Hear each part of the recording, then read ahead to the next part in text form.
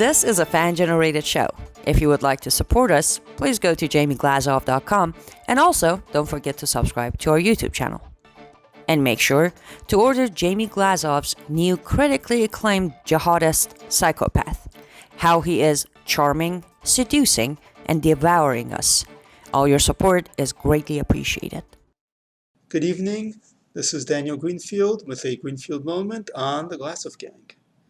We have quite a lot to celebrate tonight, and so do people all across the Middle East and all across the world, because Qasem Soleimani, the head of the Quds Force of the IRGC, spread a reign of terror across the Middle East and around the world.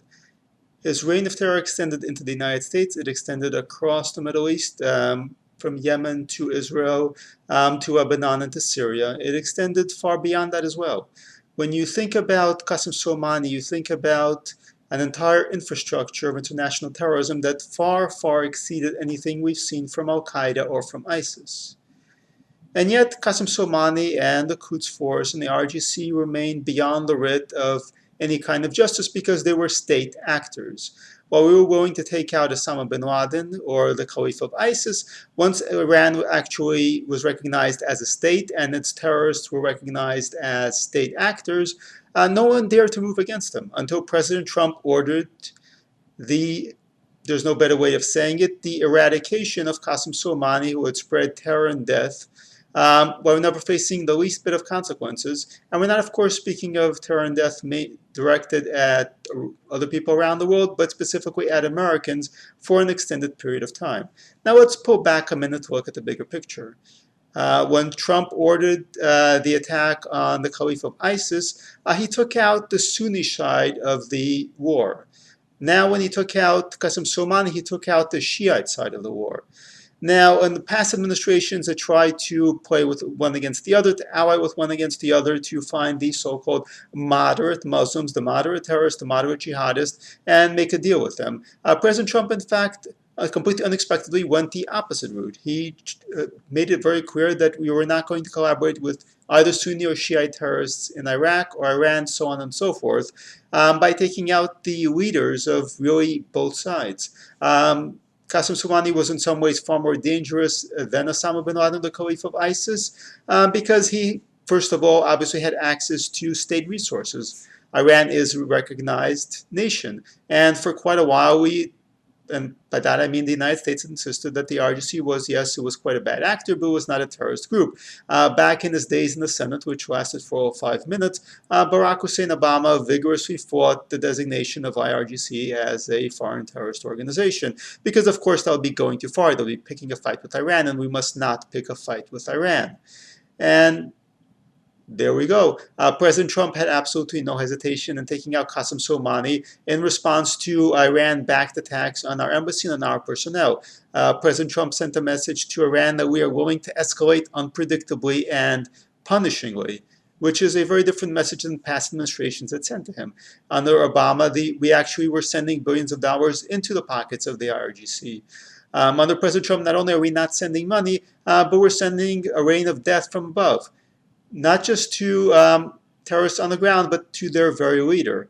By identifying, by targeting, by taking out Soleimani, by taking out the local leader who was actually being used to carry out the attack on the U.S. Embassy, the United States sent a very blunt, direct, and brutal message that we were not going to put up with this, we were not going to take this, and that if you attack our embassy, you will pay in blood. Now, when you think about really the attacks on U.S. embassies as a particular tool of Islamic terrorism, you go back to very much the Islamic Revolution in Iran. The Islamic Revolution in Iran, by going after our embassy and creating the entire hostage crisis, really transformed Islamic terrorism into this global form of political activism, you might call it. They had this kind of theater, and they were able to legitimize themselves as a powerful political entity by doing so, while at the same time, of course, proving that the United States was impotent. Now, since then, the Islamic terrorists have repeatedly targeted American diplomatic facilities. Obviously, we all remember what happened in Benghazi, but even long before Benghazi, Al-Qaeda actually got started targeting American diplomatic facilities. They allegedly had some Iranian help in doing that. The United States Embassy in Kuwait was actually faced a attempted truck bombing that failed, and the perpetrator of that was also killed in the attack that took out Soleimani. Now, in the past, yes, we would occasionally hunt down, maybe we would occasionally take out one of the perpetrators, but we wouldn't actually go to the very top after the very leadership. This time, the amazing thing is actually we took out the very top leadership. We went after the guy who was with whom the buck stopped. The Quds Force reports to the Supreme Ayatollah of Iran. The only way to go any higher than Soleimani would have actually been to take out Iran's Grand Ayatollah. And in a way, by actually taking out Soleimani, we're sending the message that yes, after this, we're going right after your supreme leader. It's an incredibly daring and shocking effort. And it kills this kind of cycle of what the media likes to call the cycle of violence, where we take out a terrorist and then they carry an attack, and then there's complaints about the cycle of violence because we never really escalate enough to do serious damage. This time around, we went right directly after the head. Now, the other thing about Qasem Soleimani is because, I mean, you've got somebody like Osama bin Laden, and, we've had Obama doing the field go over taking out Osama bin Laden. Point of fact, Obama did not actually set out to take out Osama bin Laden. He set out to arrest him and dismantle the whole system of military trials, but that's a whole separate issue. Point is, Osama bin Laden was a guy who, yes, was a kind of a public face for Al-Qaeda. He was photogenic in his own way. He was dynamic in his own way. But in terms of military leadership, there was nothing there. This was not a guy who was actually you ought to be afraid of. He was, when the end came for him, he was actually hiding on a Pakistani military town, living the good life. He was not the kind of guy who was going to be hanging around in caves, leading a revolution, despite this image that he had built for himself. The Caliph of ISIS, again, proved to be anything but what he was marketed as. He was marketed as this practically semi-divine entity, the rightly guided caliph chosen by Allah himself. Nonsense. This was a guy who actually was a coward who fled into the shadow of his own former rivals and bribed them to actually stay around and have access to the good life. Again, common denominators there. The Caliph of ISIS, Osama bin Laden, despite leading these supposed military organizations, these were guys you could knock over with a toothpick. They were not at all impressive. What they were was they could make good speeches. Or they could make good speeches if you were an Islamic terrorist, and appreciated their speechifying and their Islamic scholarship and all that sort of stuff. On the other hand, Qasem Soleimani was the real deal. This was the guy who would get into the thick of the action. You certainly couldn't admire him because he's an evil monster, but much like some figures, for example, on the Nazi side during World War II, you could be impressed by their determination, by their willingness to actually go for it. And Qasem Soleimani earned that by his determination, by his willingness to go into danger zones and lead operations.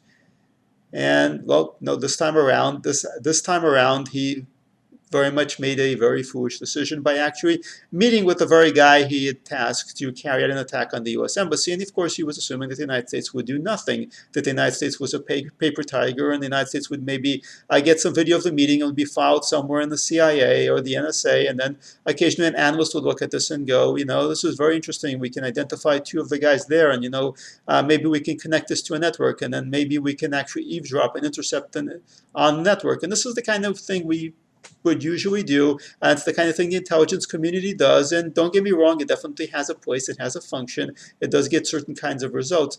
But President Trump completely blew up this entire doom loop cycle where we do nothing but gather intelligence that we at some point someday hope to actually put to use. Instead, he actually blew through the process. I mean, if you go back again, take a bit of a flashback. We had Osama bin Laden in our sights before September 11th. The Clinton administration chose not to pull that trigger. They've expended a lot of effort in covering that up. But yes, they had Osama bin Laden in their sights, and the lawyers said, no, we can't do this. And this time we had Qasem Soleimani in our sights, and there were no lawyers to say we can't do this. The lawyers were all testifying at congressional impeachment hearings.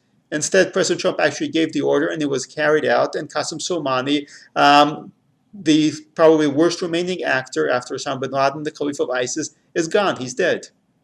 And aside from actually taking out him as an operational figure, the message this sends is very compelling because the United States has not been particularly effective at deterring Iran.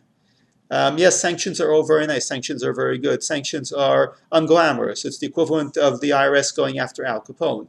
And the bottom line is when you're dealing with terrorist, sanctions only get you so far.